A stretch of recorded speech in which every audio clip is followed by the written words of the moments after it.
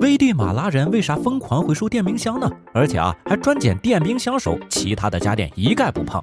这家小型回收厂每个月都要搜罗来400台以上的电冰箱，其中大部分都是百事的。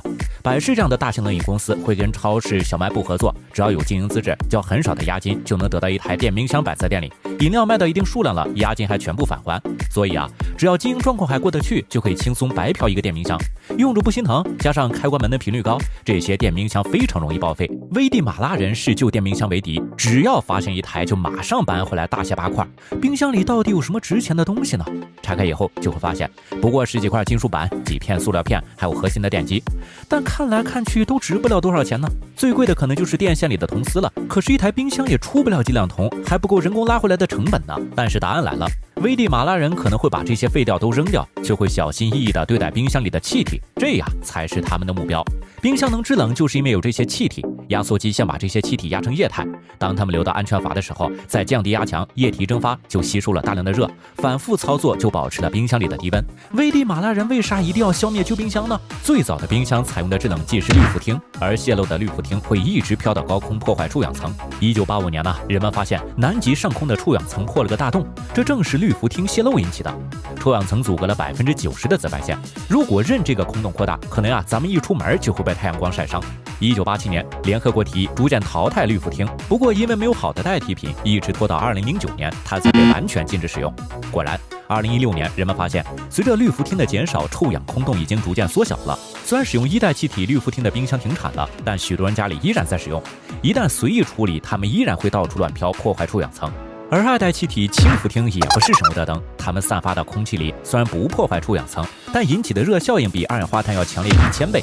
有专家说，控制冰箱释放出的气体才是控制碳排放最有效的办法。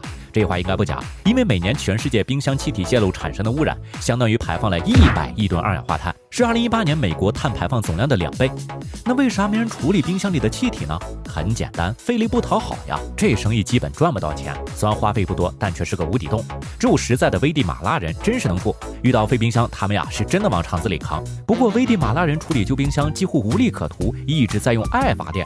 收集冰箱倒是很简单，可是看着一堆旧冰箱，他们傻了眼，压根儿没人知道这些气体该怎么处理呀？排放吧，污染环境；气体又没法填埋，送给冰箱厂重复利用呢，人家又嫌量太小，怕气体泄漏，他们连拆都不敢拆，只能把冰箱放在库房里。有段时间这里竟然堆放了4000多台冰箱。更让人头疼的是，现在只有5%的旧冰箱用的是破坏臭氧层的氯氟烃，而光凭肉眼根本分辨不出来。最后他们只能咬着牙高价从美国采购了一种机器。这个机器能制造臭氧，稀释之后跟氯氟烃混合，就能把氯氟烃消耗干净，再经过加热，剩下的气体就会分解成无害的气体和水。氢氟烃要用别的方法处理了，它们对臭氧层很友好，但引起温室效应可比二氧化碳还厉害。那怎么分辨这2种气体呢？只能再买美国人的检测仪。看来危地马拉人忙活了半天，最后钱还是都让美国人赚了。而且他们还遇到了新的难题，冰箱里的塑料薄膜既没法融化，又不能重塑。正所谓按下葫芦浮起瓢，这些碎片很难降解，又会造成新的污染。所以也有人在说，危地马拉人是在秀环保，顾头不顾尾。那你有什么看法呢？咱们评论区见。感谢收看海克斯情报社，点个关注，这样就不会错过更多的精彩视频。咱们下期再见。